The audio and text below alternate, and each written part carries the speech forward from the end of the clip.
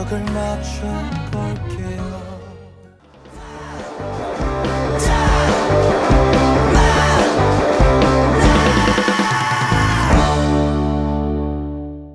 형 작년에 장애인 이슈로 있었던 거 중에 뭐 좀 기억에 남는 거 뭐 있어?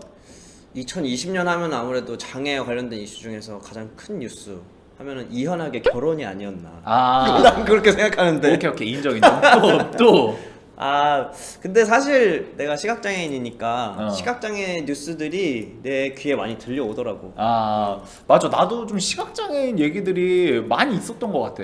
국회의원 당선되시면서 국회 안내견 출입이 되냐 안 되냐 김혜지 의원 때 조이랑 이런 일들도 있었고, 그리고 연말에 또요 그 마트에 안내견 출입하는 게 되냐 안 되냐 퍼피워킹 맞아. 이걸로 진짜 얘기 많았잖아. 나조차도 안내견에 대해서 곰곰이 생각을 해봤는데 내가 잘 모르더라고. 안내견이 어떤 친구들인지, 어떻게 내 주변의 안내견 파트너 친구들이 안내견과 함께 하게 그래. 되고 모르기 때문에 맞아. 아 이거 알아야겠다. 그래서 오늘 정말 특급 게스트를 모셔봤어. 안내견 한번 같이 얘기 나눌. 그런 특급 게스트를 한번 모셔봤어요, 여러분들. 그러면 한번 박수로 모셔볼까요? 네. 안녕하세요.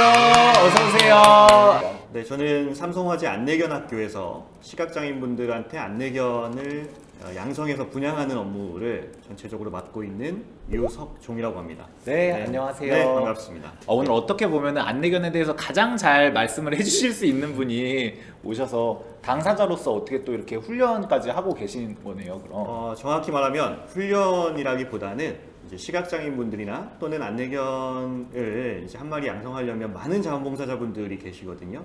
그분들을 이제 교육하는 업무가 주가 되고 더불어서 또 신청자분들이 많이 계시기 때문에 인터뷰를 해서 네. 그분들이 실제로 안내견 또는 안내견 자원봉사자로서 적합한지 이런 부분들을 인터뷰하고 또 상담하는 그런 역할을 주로 맡고 있습니다. 함께 오신 파트너 소개 좀 부탁드릴게요. 네, 이 친구는 안내견 해달이라고 하고요. 저한테는 네 번째 안내견이고 그리고 나이는 4살이고 안내견하고 생활한 지는 전체 기간으로 따지면 약 한 20여 년 정도 된 것 같아요. 네. 저 근데 이렇게 약간 네. 정말 이렇게 검은 리트리버는 제가 리트리버 네. 많이 만났는데 네. 처음 만난 것 같아요. 사실은요, 네. 외국에 나가면 검은색 안내견으로 활동하는 리트리버가 훨씬 많은데 네. 우리나라의 문화적 특성상 초창기에 안내견이 들어왔을 때 검은색이라고 하는 이 색깔이 우리나라의 애견 문화가 아직 정착이 안 된 상황에서의 여러 가지 어려움이 있을 수 있지 않을까 해서 주로 밝은색 계열의 아이들이 처음에 활동을 하기 시작했고요. 이제 한 20년, 30년 가까이 되니까 이제 우리도 그러면 이제는 표준화시켜서 검은색 안내견들도 자리 잡을 수 있지 않을까 해서 활동을 하고 있는데요. 의외로 굉장히 많은 사람들이 환영해주고 좋아하시다 보니 크게 문제 없을 것이다 라는 생각을 요즘 들어 하고 있습니다. 진짜 이뻐요. 이쁘죠? 뭔가 네. 만나지 못한 매력.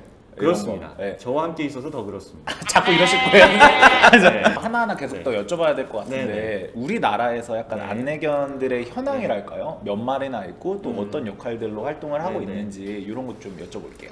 현재 우리나라에는 대략 한 70여 명 정도의 시각장애인 분들이 안내견과 생활을 하고 있는데 그래요? 그 중에 한 64마리 정도가 저희 삼성 안내견학교에서 현재 활동하고 있는 숫자고요. 나머지 10여 마리가 이제 다른 안내견 양성기관에서 한 곳이 더 있거든요. 거기서 이제 나왔다거나 아니면 해외에서 활동하다가 들어온 같이. 안내견들이 있기도 하기 때문에 전체적으로 다 포함하자면 한 70마리, 80마리 정도의 안내견들이 활동하고 있지 않을까 추측이 됩니다.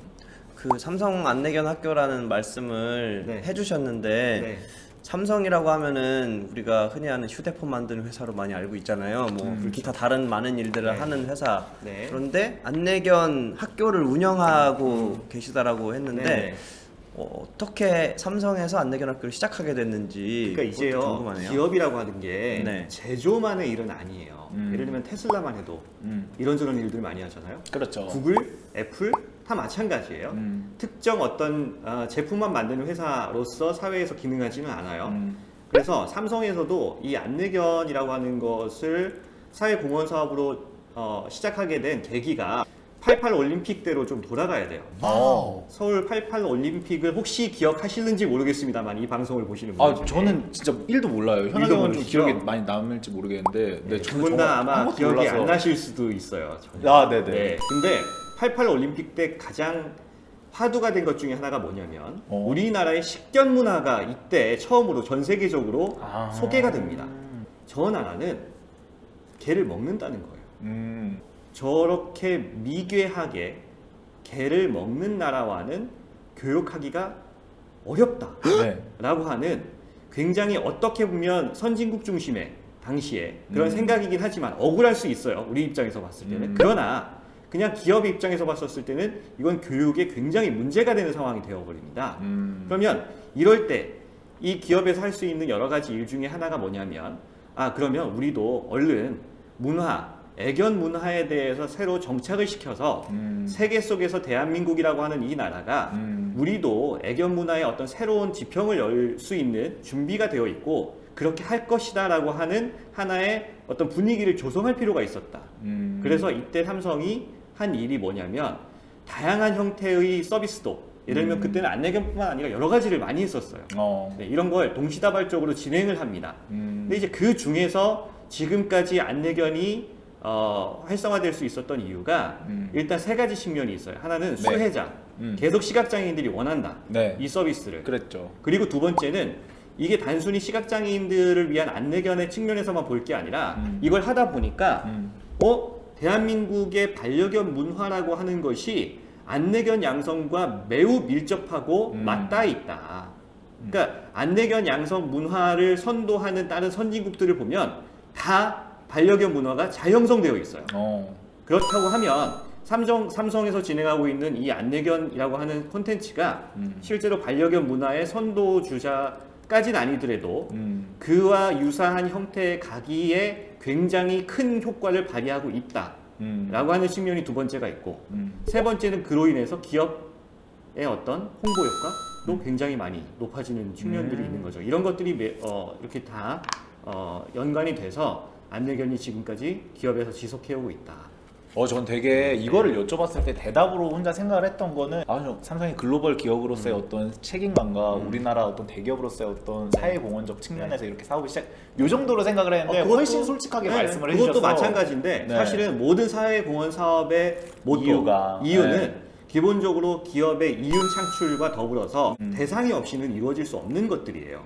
그래서 그 서비스의 당사자와 그걸 제공하는 공급자에게서 나오는 나머지 이윤을 어떻게 사회에 환원할 것인가로부터 출발하는 거기 때문에 그게 애견 문화와 딱 맞아 떨어지고 그게 세계 속에서 우리나라를 알릴 수 있는 또 다른 어떤 수단으로서의 역할을 했기 때문에 안내견이 지금까지 계속 유지되고 있다.